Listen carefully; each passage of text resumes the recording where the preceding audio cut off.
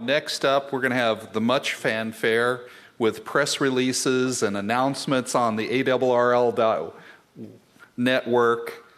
We've got the one, the only, Rick Muthing.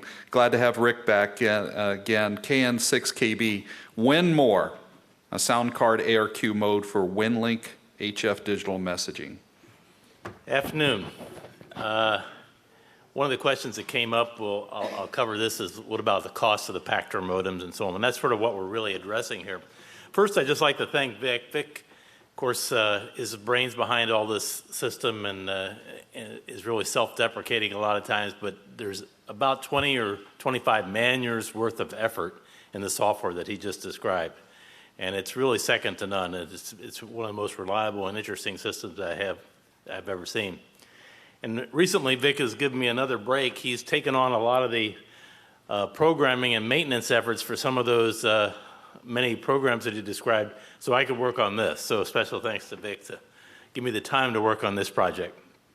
I'm going to just take a quick second to cover the overview of what we're going to talk about today. WINMOR is a work in process. It's not finished. You can't get a disk today. But hopefully in the next 3 to 4 months we'll be able to start beta testing. We're going to look at what the motivation is. Why another sound card mode? What do we really need that for? Some unique requirements for a message-oriented protocol. I'll talk a little bit about WINMOR, where that word comes from, and it's specifically aimed at messages, and it's designed to work with the system that Vic just described.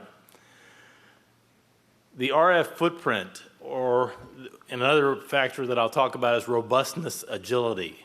How do we make a system that's both fast, efficient, yet handles really nasty HF conditions that we sometimes see? I'm going to talk briefly about some of the modulation schemes I investigated early on in the phases of this project. I won't talk about all the ones that I threw away. And I'm going to spend a little bit of time, because it's a technical conference, on some of the implementation details. Many of you will be familiar with this. Some it might be new, but it's sort of interesting to see how some of this is done. I'm not going to get into real details, but I'll give you an overview and you'll be able to see from some basic diagrams really how the software works. So we'll talk about the DSP processing, how we're detuning, demodulation, error recovery, things of that nature. Got a little bit of a movie, which is actually the operating WINMOR TNC. We call it a virtual TNC. Be able to show a couple of those. And some measurements, and how we took measurements, how I made a number of measurements using an HF channel simulator. And this, as I'll describe, is really the only practical way that you can measure throughput and make tuning of algorithms and make legitimate, repeatable measurements with a system like this. There'll be a comparison, preliminary right now, but the data is pretty good. It won't get any worse than this. That's the good news. And there'll be comparison against TAPR 1, 2, and 3.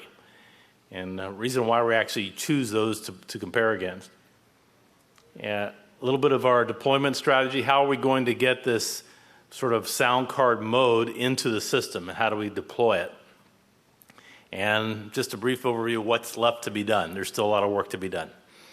Today we're going to give you a overview of what this project is, how it got started, and what we're trying to do with it.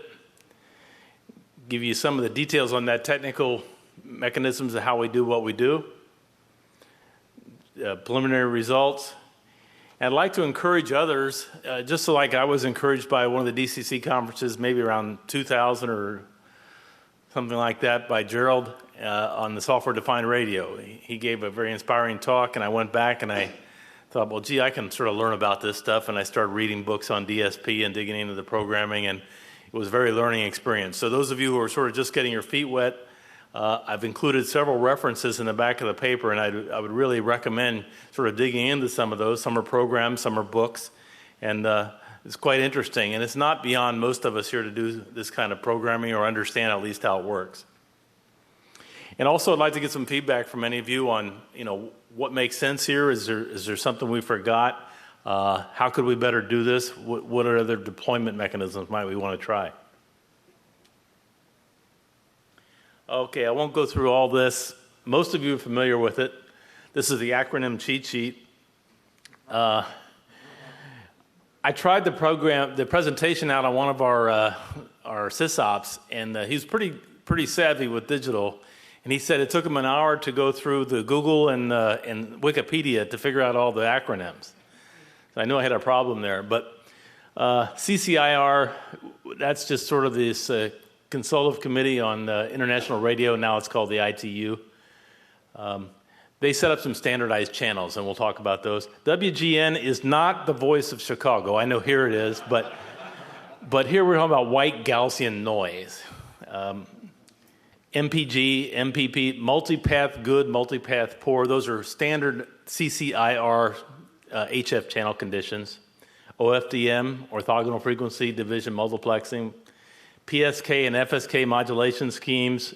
4FSK is a scheme using one of 4 tones. QAM, quadrature amplitude modulation. 16 QAM has got 16 levels or 4 bits per symbol. Forward error correcting, what else is there? Oh, here's 2 that are sort of important. FFT, which we're all familiar with, the fast Fourier transform. The IFFT is the reverse of that. It's the inverse fast Fourier transform. And that's very important. I'll talk about those briefly. I and Q. NCO might be something you're not familiar with. A numerically controlled oscillator. Basically, it's an oscillator with near infinite precision that we make in software. So when I say infinite precision, we're down into the microhertz if we needed it. You really don't need anything better than about 1/10 of a hertz, but software can generate a frequency with an NCO. The last one here, maybe a little bit unfamiliar, is a Hilbert transform. I don't propose to be an expert, and I don't know Hilbert. He's probably long dead, actually. But it's another mathematical method of manipulating data, much like the Fourier transform, and we'll use that. It was when was this? About 4 years ago. Actually, Vic presented the paper because I had a problem with a hurricane that year. It was an effort called SCAMP, and we'll talk about that just briefly. WINMOR stands for WinLink Message Over Radio. And the WinLink is sort of just what Vic talked about, but the message over radio is sort of the other aspect of this effort. It's not a keyboard chat mode. It's not digital voice. It's not broadcasting. We're sending messages over radio. Messages can be text, can be data, can be files, pictures, whatever it is. It's pure binary transmission. So this WINMOR is what I'm going to talk about today is the bit level protocol. It says, how do we move bits reliably on HF without errors? That's a tough job. And then there'll be another protocol there on top of that that actually forwards messages back and forth, much the same as PACTOR works. PACTOR is a bit level protocol, and above that is some other protocol like FBB or something else that actually move messages in the message system. SCAMP was an effort that I did. It was sort of a quick and dirty program, if you will.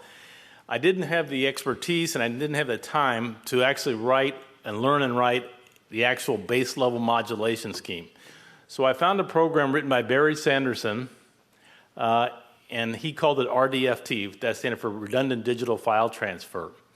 And he had some nice DLLs all written, and they would transfer information error-free on HF. I shouldn't say error-free. They would transmit the information and tell you whether they had errors. Now, when we talk about an ARQ system or an automatic retry request, we use repeats to get the errors out of the system. So the receiver says, I got the data, send me the next data. Or the receiver says, I didn't get all the data, retransmit or correct it somehow.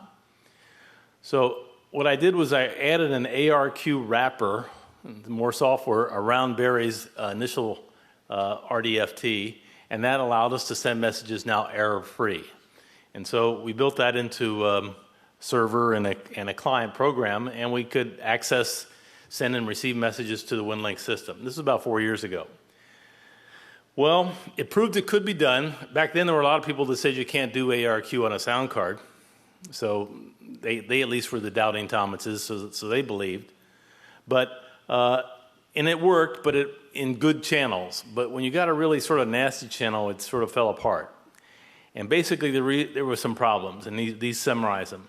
Barry's DLLs were batch-oriented. They weren't real fast.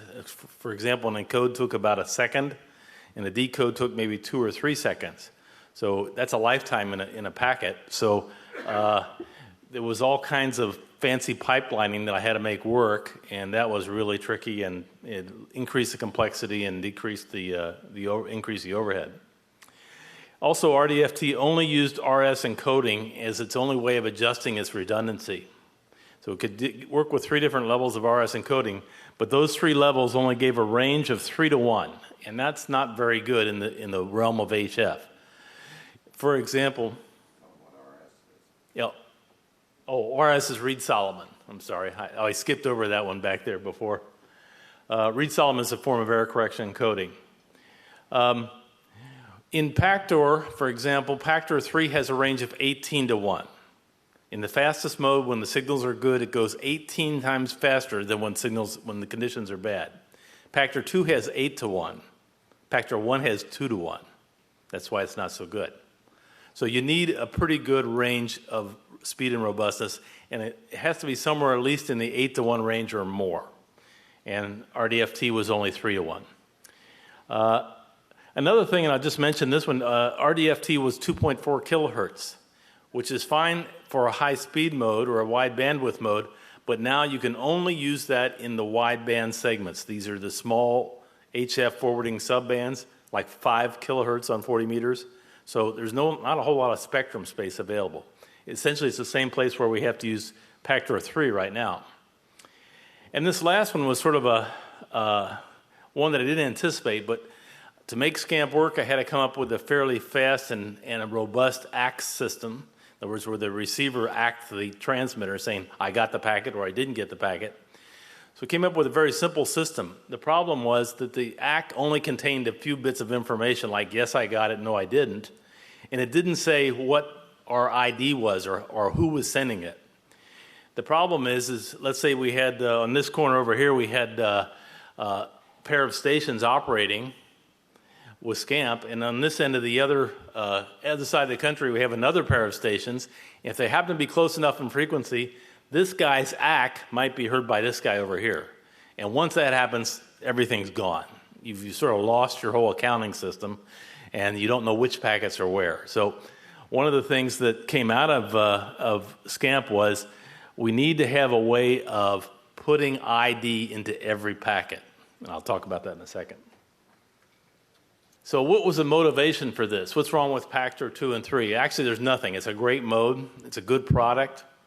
It's a reliable product. The PACTOR modems are great. The bad news is, especially with the dollar and the euro, PACTOR 2 boxes now are $1,000 to $1,500.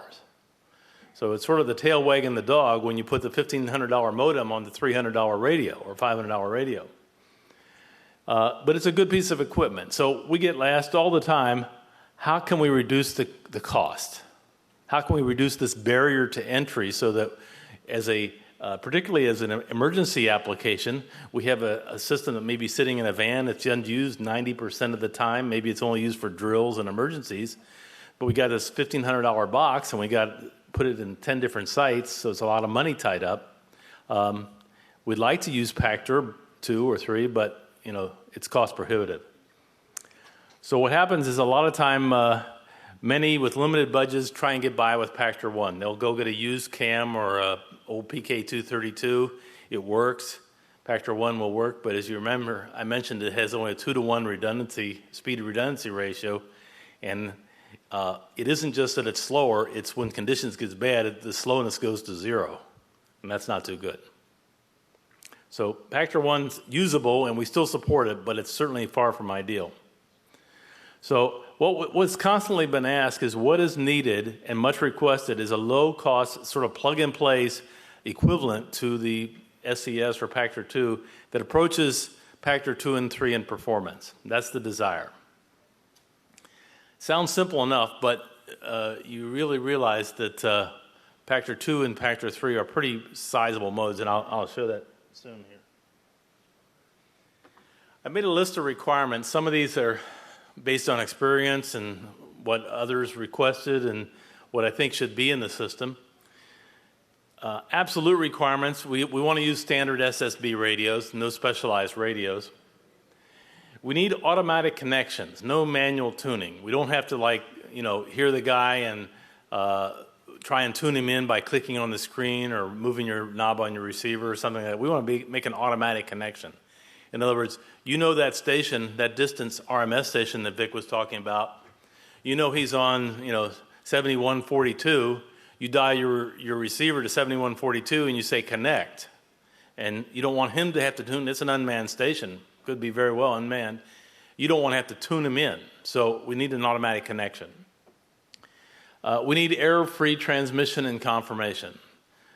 Again, you can't transfer error-free, but after the protocol, we can get rid of all the errors, and that's critical. Remember, we're sending email. You don't make mistakes in addresses. You can't. If somebody sends a spreadsheet that's got emergency information, you can't drop bits out of the spreadsheet. It's got to be perfect. So that's part of the protocol. It has to be there. We need fast locking for reasonable ARQ cycles. So you've all probably heard Pactor chirping away like every 2 or 5 seconds, something like that. You have to be able to lock up on that. You can't have a mode that says, okay, I'm going to send you 20 seconds worth of carrier to get you synced, because as soon as I turn it off and turn it back on, I got to send you another 20 seconds, and that won't work. It's got to be fast. This is the most important aspect, I think, is you have to adapt automatically to a wide range of HF channels. The HF is a nasty environment. It's sometimes it's bad enough, but what's even worse is it's constantly changing. So you might start a connection, you might have a fairly good channel, and you select a speed and you're cranking along, and all of a sudden you start getting some deep fades or big frequency shifts or multipath distortions. Now you have to change modes to get to something more robust. Likewise, if it goes real robust and then the conditions improve, you want to step the speed back up so you can go faster. Again, I mentioned this, you have to support true binary with compression. Compression is very useful because you can get a 2-to-1 improvement in text and more in some other kinds of documents. We need a thing, what I'd call loose ARQ timing. If you look at Pactor and somebody asks, well, why don't you do Pactor with a sound card? One of the problems is the Pactor has got a very specific and reasonably tight timing constraint. And that's fine when you're building a hardware box and you got little microprocessors in there and the high-speed DSP and all that stuff. But when you start running it through a PC and a sound card, you've introduced all kinds of latencies. You have operating system latency, sound card latency, processing latency. And you start trying to do that and get back in 50 milliseconds like Pactor demands, it stops working. And that's why it's so hard to do. So to solve that, you need loose ARQ timing. This is the last one I mentioned. All packets tagged with a session ID. So one of the things that I came up with is as soon as the connection is started, call sign WX, W4ABC calls W1AW, you immediately establish an ID. This is a numerical ID that these two instantly agree on, and from that point on, from that very first connect, every packet has that ID in it. So if I send an ACK over here, and this guy's on the other end of the country, he hears my ACK, he's going to have the wrong ID, so he says, I don't even know what that ACK is. It's not me. It's completely separate. So that keeps one station pair or one connection completely isolated from another, even if they happen to hear each other. That's real critical. This was the wish list. We want to have sort of modest OS and CPU demands. We don't want you to have to go out and get this 64-bit, 6,000 megahertz machine to run this. On the other hand, it doesn't have to work with a 1980 386 machine running, 6 megahertz either. So we'll draw the line somewhere. One of the other aspects was, I mentioned with the RDFT, the problem with being a wideband mode, which meant that it had to be used in very limited band segments. So one of the aspects was if we allowed 200, 500, and 2 kilohertz bandwidths, now we can use this in different modes, different areas of the spectrum. And that's very convenient. The 200 hertz mode is especially interesting because it takes up a little space, and it's also very good for low power because we've concentrated all our energy, whatever that is, into a narrow segment, and so therefore we get a little higher signal-to-noise ratio. So the 200 hertz mode will work with lowest power. It's going to be slower, of course. I'll talk about that in a second. We want to get a good, we'll be compatible with most sound cards.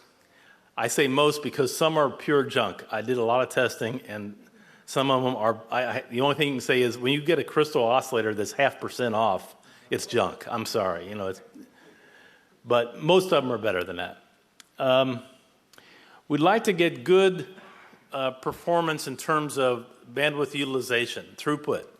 And that is the best way to describe it is in bits per second per hertz. We'd like to get to something like a half or better. Some people say, well, how can you send more than 1 bits per second per hertz? Yes, you can. Look at a modem, like a dial-up modem, sends 56 kilobits per second, right, through a 6 kilohertz phone line. It's possible, but we don't have anywhere near the quality of connection that you do on a phone line on HF. It's only about 40 dB worse. We'd like to have a selective ARQ and a memory ARQ. Those terms may be familiar with it, but selective ARQ says, the receiver says, okay, you blasted me with a whole bunch of data, and I got, you know, carriers 1, 2, 7, 9, and 16, but I couldn't decode these other ones. So the dumb ARQ approach says, okay, I'm going to send you the whole batch again. The smart ARQ says, well, if you got those, why resend those? I'm going to replace the ones you got with new ones and resend the old ones. So that's selective ARQ. The receiver says, only send me the data that I missed or I couldn't error correct. And that dramatically improves throughput. The other thing is this memory ARQ says, this is a way of saying, don't ever give up information you already have. If you send me a packet and I can't decode it because I have errors in it, I still have a lot of it. So when you send it to me again, I can average it with the last one you sent. And if I still can't decode it, I can average it with the next one you sent. And if I keep averaging, the way averaging works is it gets rid of the errors. So by not throwing away a packet, even though it's bad, I can average it and build my throughput back up. We'd also like to get near Pactor ARQ efficiency. Pactor runs about 70%. That means 30% of your channel is wasted, which sounds bad, but 70% is still about as good as you can get with practical things. One thing we can't do is send real long packets like 30 seconds long. It just doesn't work that well. We'd also like to get effective busy channel detection. So we find busy network. If we find the circuit's busy, so we don't transmit on top of somebody else, or we found another mode that's there, we don't transmit. Okay, this is a quick slide. It just covers something I mentioned called robustness, agility, and RF footprint. We'd like to be able to move as many bits per second per hertz as possible. And what I did here is I calculated out, this describes the sort of the background or the assumptions I made. And I plotted several sort of popular modes down here. You'll see Pactor 3 is over here. It's actually got over 1 bit per second per hertz. MT63 is over here. It's a redundant system. It's very, very, very robust, but it gets that robustness at the expense of bits per second per hertz. So in other words, it's very robust, but it's slower than hell. Well, there's no such thing as a free lunch in this communication business. So while MT63, for example, is very robust, if we get a channel that's good, it sits along here at a very slow rate and just keeps chunking along. Where Pactor 3, for example, says, oh, I have a channel that's better, so I'm going to go faster. And basically, why Pactor 2 and 3 do so well is because they're flexible. MT63 says, I'm going to modulate like some spec, and I'm going to continue to use this no matter what the channel is. Pactor says, I'm going to continuously monitor the channel based on my success ratio. And when times are good, when conditions are good, I'm going to use a modulation scheme that's fast, more bits per second per hertz. When things get bad, multipath, interference, static crashes, whatever it is, I'm going to start dropping down to more and more robust systems. The data rate's going to slow down, but I'll still get the message through. So this robustness, agility that Pactor 2 and 3 have are really sort of the keystones, and one of the reasons it's been such an effective system and works so well. No matter how much you might complain about the SCS box price, there's nobody who I've yet seen talk about a system that performs better than Pactor 2 or 3 for their bandwidth. It's just as well done. and they've refined it over a number of about 15 years. So it's a well-implemented system. I'll probably skip over this a little bit. I tried a whole bunch of different bandwidth schemes and modulation schemes. Most of these use multi-carrier OFDM. I used BPS key, that's binary shift keying, and quadrature phase shift keying. 8 PSK, 16 QAM. That's a pretty fast mode. I tried symbol rates of spacing the carriers out at 1 symbol rate or 2 times the symbol rate, and they perform a little bit differently. One of the things here that, remember I was talking about, if we go back to the 200, 500, 2000 hertz desire, was you have to sort of play this game with symbol rate, number of characters, and trying to fit it into this bandwidth. So for example, the 200 hertz mode means that the signal's down 26 dB at 200 hertz. So we got to shape that in. So if somebody, for example, in the future, if the FCC says, okay, you can use digital modes in this area of the spectrum, but they got to be 200 hertz or less, okay, we're going to fit into that. And that's a very important aspect of it. And that dictates sort of what kind of modulation schemes you can use and how many carriers and such. Most of the work has been focused on 62.5 baud or 31.25 baud, running FSK, PSSK, QPSK, and 16 QAM. I'll give you some examples of those. These offer pretty good throughput, especially in good robustness, especially when we throw in some forward error correction coding, which I'll talk about. Okay, this is an important diagram here, and I'd just like to spend a couple seconds on it. This is called a DSP processing diagram. It sort of shows you in a flowchart way how the system works. And there's 2 parts to reading this diagram. The first part is that look at the top and the bottom. In an ARQ system, we have 2 sort of modes of operation. Remember, we're doing half duplex. We're never transmitting and receiving at the same time. First of all, the radios can't do it anyway, so there's no real benefit to do that. So we're either transmitting or receiving. And further, we try and identify as the station that's sending data as the sending station, or ISS, that's Information Sending Station. And the station that's receiving the data as the IRS, or the Information Receiving Station. You're either one or the other. You can't be both at the same time. But in the typical forwarding session, I might be the sending station for, say, 20 seconds, transmit what I have to transmit, and then I let the other station go, and he sends, so I'm the receiving station for whatever period of time. So during a typical session, you constantly are toggling back and forth between these 2 different modes. So let me just walk you through basically what the transmit side has to do and what the receive side has to do. And you get an idea how this DSP processing works. The transmitter says, okay, I have a message to send, and I also have information, I call it ACT data, that says what the receiver has told me that he's got. In other words, I send a packet, I don't expect that he's going to get every one of them. It can't happen. Well, it could on a really nice channel, but we never see those, That was, before the last sunspot cycle. So I have to look at the message that I have to send and the ACT information that says the messages that the receiver acknowledged that he's got. And from those 2 bits of information, I package the current data for this frame. A frame is going to last me maybe 6 seconds. 6 seconds of transmission.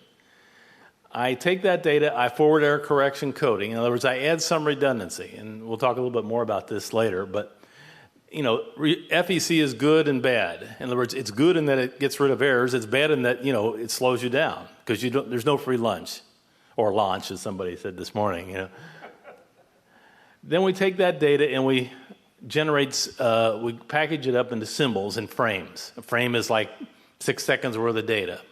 And a symbol is the shortest bit of information that we're going to send, a packet of information. If we're sending it 62.5 baud, then a symbol is going to be 16 milliseconds, for example.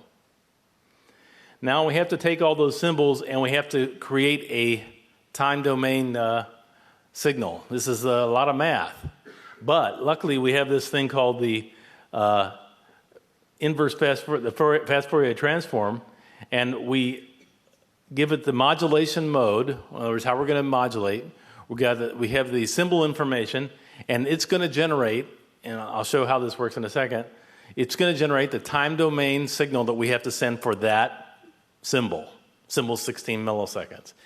So this is a small IFFT, and it's going to generate the actual time data for that 16 millisecond burst. And of course, we have to do this for every symbol. And finally, we end up with a little sound card file that lasts about 6 seconds, and we tell the sound card, play it. You know, we've got the sound, we've got it all packaged, just play it. And it plays just like you would play an MP3, you know, it just plays. Except it happens to be connected to a radio instead of a speaker. Okay, so that's how the transmitter works. The audio goes into an SSB transmitter that translates the audio to RF, across the airwaves, gets mixed up with a whole bunch of noise and other junk, and comes into the receiver down here. So the good news is the transmitter part is real simple. It's straightforward. The bad news is, you look at, there's a lot of stuff that's got to get done here, and you can't start this because you don't know the ACK data. In other words, I know what data I have to send, but I don't know until you acknowledge what I have to repeat. And I have to get all this done, and that's dead time. Because this is after you've sent the ACK, and this is when I start sending. So if this takes me 2 seconds, that's no good. You know, if it takes me 2 seconds to figure out what to send, that's dead time, and your efficiency would just go to hell. So the trick here is do this fast, and in this mode here that I've got this is about 100 milliseconds, so we can get all that done. That's pretty good. On the receive side, we capture the data with a sound card. The operating system's involved with all this, so it tells us, okay, you've just got another 2,000 samples, so on. You assemble all this, and now we have one other big problem. This is sent by HF, and we know it's already contaminated with noise and multipath fading and all this other stuff. Not only that, it's off frequency, because the transmitter and the receiver, they don't know anything about each other. They're tried to be tuned to the same frequency, but we all know that's not possible. If you set your dial at 14.1 and you set your dial at 14.1, you're not on the same frequency. Your radio is 100 hertz off, yours is 50 hertz off in the other direction. Doesn't work. You might be able to understand voice when you're 100 hertz off, but when your data is 100 hertz off, it's gone. There's nothing. So the trick here is the software has to take the data from the sound card, figure out your frequency, how far off you are from where you should be, to 1/10 of a hertz, compute it, and tune it all within 100 milliseconds. So this is a trick. And this took about a third of the total effort just to get this part to work. This is where the NCO comes into effect. Remember the numerically controlled oscillator that I talked about? What happens here is we take the sound card data, we convert it to, we pass it through here. We use an FFT to find out how far off frequency you are. We tell the NCO to tune.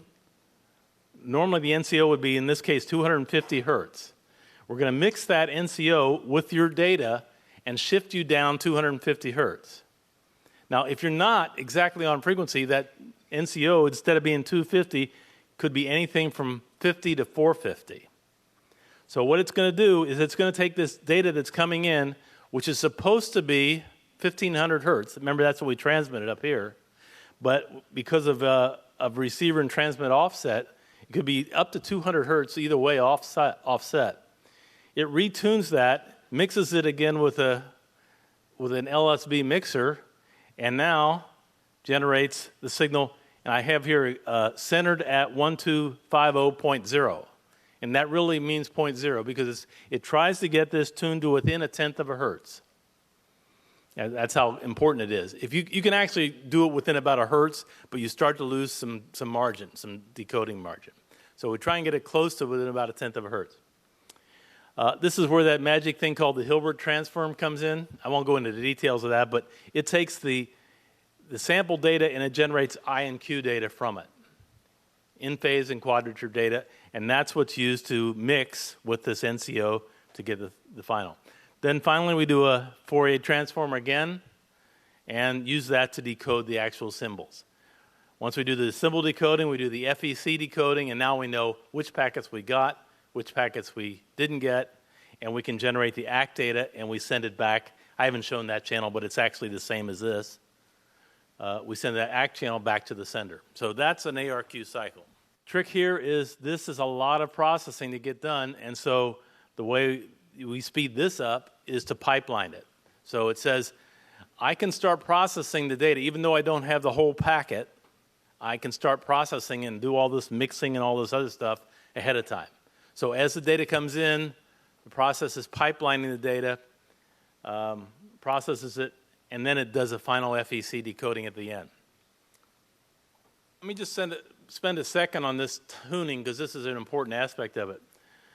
When a mode starts, we have to do a number of things. We have to tune it to the right frequency.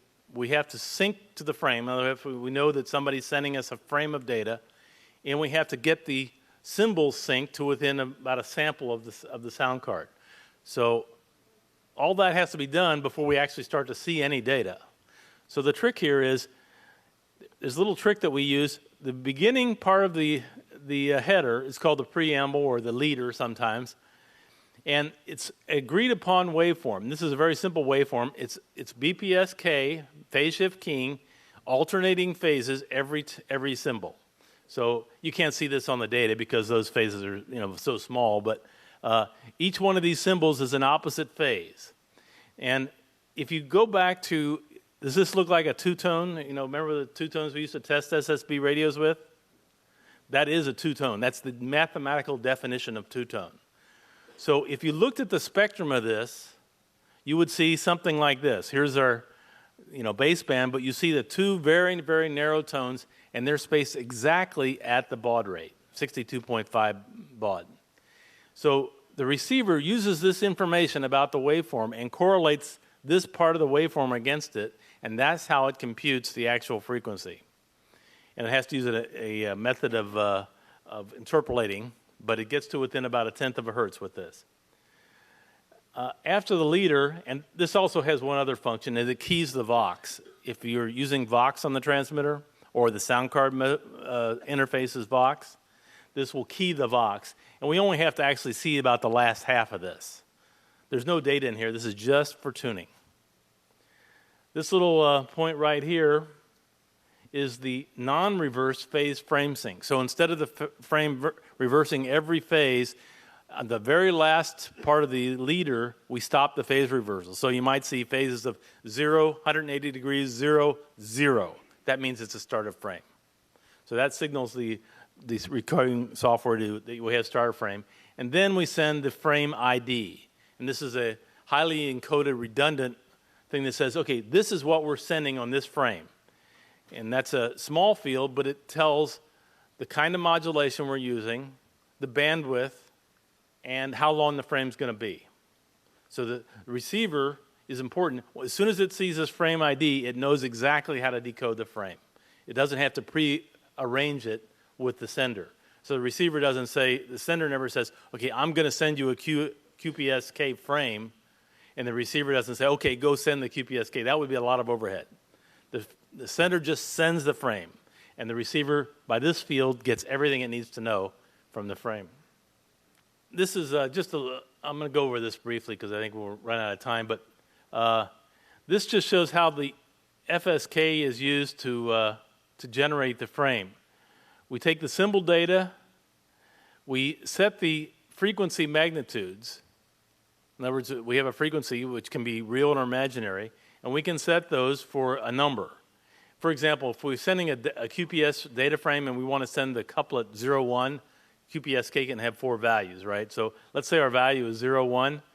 That might correspond to a real frequency of 0 for this carrier, 24 in this case, an imaginary of 1, that means a 90 degrees phase shift, and we repeat that for every carrier. So if we're sending 15 carriers, we do this in a loop 15 times, set the symbols, do 1 inverse FFT, and now we have the time data for the symbol. This takes about a quarter of a millisecond, that FFT, so it's very efficient. Very efficient way of making all the symbols, and all those time values are done at the same time. So whether I'm doing 1 carrier, 3 carriers, 5 carriers, or 15 carriers, it takes no difference in time. They're all the same. The only bad thing about this is because it's PSK, we have sort of phase discontinuities, and if we just sent that as is, we'd have a real nasty wide spectrum, and we wouldn't make very many friends in that world. So we shaped that envelope with a certain kind of a shape, raised cosine in this case, and we get something that looks like that, and that's what's actually converted and sent to the wave file. I think I'll skip some of this. We do a similar process going the other way. We take the time value, we convert it to frequency values, and then we look them up as a symbol. The problem, of course, in receive is that we're corrupted by data, by noise, by other interference. That makes the receiving quite different. Talk a little bit about the FEC, the forward error correction. This is what's currently being used. It uses a 4/8 extended Hamming code with a distance of 4. That's a fairly robust Hamming code. It's used as soft decoding, and that's used for the frame ID. We use a 16-bit CRC check for the actual data. That says the data is good or bad. The CRC can't correct any errors, but it can tell you if the data is correct. And now we use 2 levels of Reed-Solomon forward error correction coding. First level is a very weak level. In this case, we have 140, 116. That would correct 12 errors. And if that fails, in other words, if the receiver says, I missed it, I couldn't correct it, the transmitter comes back with a very redundant that will correct 69 errors. So the 2 combined will correct the 69 errors. So if it fails, if we have a good channel, we'll get most of those that are good on the first time. A bad channel says we're going to have to repeat these with the high error correction. The other thing is the selective ARQ. The ACK independently acknowledges each packet number, so only bad packet numbers, bad sequence numbers need to be resent. One of the things we talked about is virtual TNC, and basically we replace the TNC physical box with a piece of software that looks like a TNC. And we can actually make this almost look like a physical TNC. This is an actual screen capture, and just point up a couple things here, and then we'll actually listen to one. This is what I've used for decoding and doing all my testing. At this far end over here, this is the actual constellation diagram. Every little pixel here is a symbol. In a typical, happens to be a 15 carrier mode. So there's typically, in a single 6-second frame, there's about 4,000 symbols in there. In the perfect world, these symbols on QPSK, which this example is, would have 4 dots. We're a long way from a perfect world right here. This happens to be, which mode is this? Oh, this would happen to be something like heavy fading. So the symbols that were here, when they fade, they go down to the center. That's not good. This would be a very difficult one to decode. I won't go into all the detail on this. We'll just show one in operation. But the key thing here is that none of this is really required by the user. He doesn't have to do anything. He doesn't have to watch it. He can minimize it. This is hands-free. This is just for your entertainment or my testing. That's the only thing it's used for.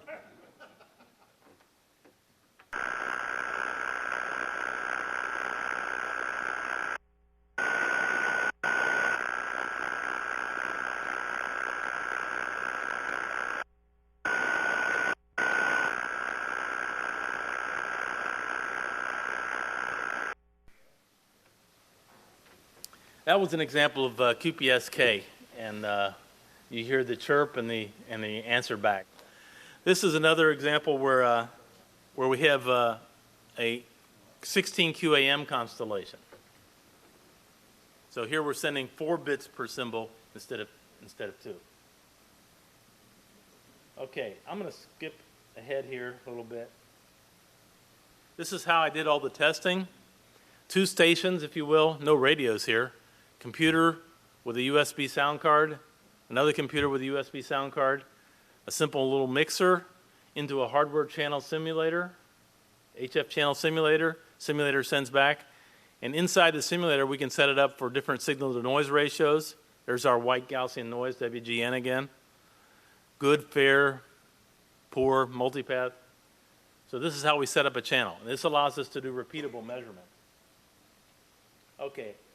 Here's the bottom line here. Here's where we stand today. Hopefully better next year, but here's where we stand today. This is against Pactor 1, which is a dotted green line. These are 3 different modes.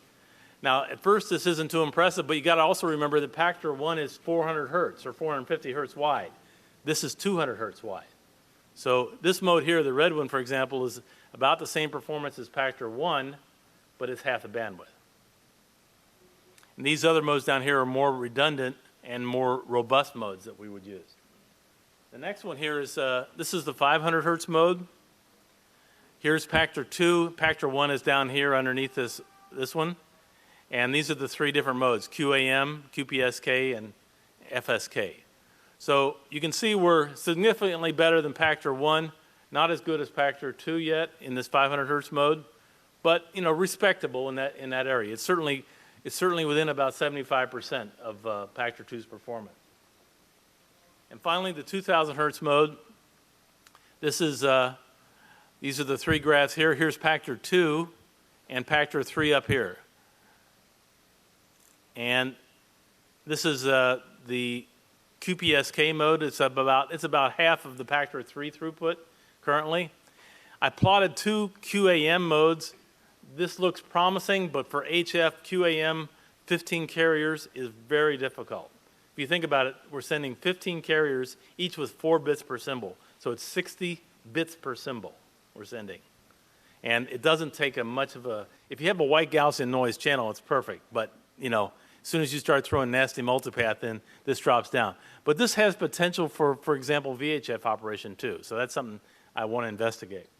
So quickly, our deployment strategy is going to be to finish this virtual TNC, integrate that TNC into the PACLink MP clients and the RMS that Vic described. And we can also offer wrapper functions around that DLL that would make it look like a physical TNC. In other words, it can have a virtual serial port as well. So you could talk to it that way. All these slides and the preliminary spec for WINMOR will be posted on the winlink.org website. You can get the slides and the paper now. Next week I should have the preliminary pass on the spec completed. And we haven't made a decision yet on how to license this, whether it's open source or free software or whatever. We may use this Amateur Radio Safety Foundation, which we set up as a 501c3 corp, to distribute this and as a way to make donations and things, and that's sort of what helps pay for the WinLink network. But we're still in the process of that. I'd rather get the thing working first, then we'll start tackling how we're going to distribute this. And as I mentioned before, estimated beta, about 3 to 6 months. I think maybe 3 to 4 months is realistic. A lot of work still to be done, but the good news is that it works well enough now that I'm convinced that it's possible and that we know what has to be done. It's not like, well, we have to invent something that nobody's ever seen yet. So it works good enough, and I think it will be very competitive. I won't say that today it's going to beat Pactor 3, but if it got to 70% of Pactor 3, I'd feel pretty good because we're saving a $1,500 box. And so it's another alternative. The whole idea is it's going to make this available to people who can't afford or to that where that Pactor 3 entry is just too high a barrier, and that's going to be a lot of the emergency communications and individual hams mode as well. Okay, that sort of just summarizes where we are. We've 10 to 1 bandwidth range, 57 to 1 throughput range with the data we've got so far. Remember I mentioned the 0.5 bits per second is sort of a goal. Pactor 3 is above 1, but we're measured 0.68 to 0.82. That's pretty good, a long way better than Pactor 1. The CPU loading is quite modest, less than 20% on a 1500 megahertz Celeron, which is sort of a low-end doggy laptop. So that's not too bad. No, you can't use it on your 486 running DOS 4.0. It's just not going to work. I'm sorry. Okay, thank you. Any questions? You have to have a high dollar sound card for this, or just anything in a laptop, or is there some advantage to paying a lot of money for a sound I card? wouldn't pay a lot of money, but I would avoid using the internal laptop. Most internal ones are the ones that I classified as the junk. That's the first bunch of junk. But I've used that $99 USB signal link, and there's a couple others in that same price range that work very well, very accurate. So, but I wouldn't spend $300 or $400 unless you want it for something else. Rick, just a quick question on your channel simulator. Is that just simply 2 double balanced mixers driven with audio? Is that right? No, the channel simulator is actually some DSP board, and it looks at your channel. You program it. Let's say I want multipath poor, and I want 10 dB signal to noise. Let's just say that's the channel you're going to do. So it looks at the information you're sending, the amount of energy. It creates 10 dB signal to noise, or -5, or whatever you want, and then it starts manipulating your thing to be a multipath poor. In other words, it's going to add in all kinds of frequency shift, Doppler shift, fading, that kind of thing. So what you get, and if we had time to play through all those, you'd hear the typical fading that you get. And what that allows you to do is to go back and make that measurement, and a week from now you can go back and make the same measurement, which if you were doing it over the air, you just could never do. Your original NCO offset was plus or minus a couple hundred hertz. How far can you tune before you start to move out of the bandwidth of a typical SSB transceiver before you actually have to start tuning the transceiver to track? Yeah, well, the 200 was picked for a reason, and that, if you had your typical, depends on the mode, of course, and how your filter is set. But if you had a typical, you should be able to track within plus or minus 200 hertz. Now, if you go much beyond that, you're going to start to fall off the skirts of your filter, and then all things are off then. So, but 200 hertz would be plenty good. Okay, that's it. That's all we have time for. Thank you very much, Rick. Good luck on that. Keep us posted. Tell us next year how it went.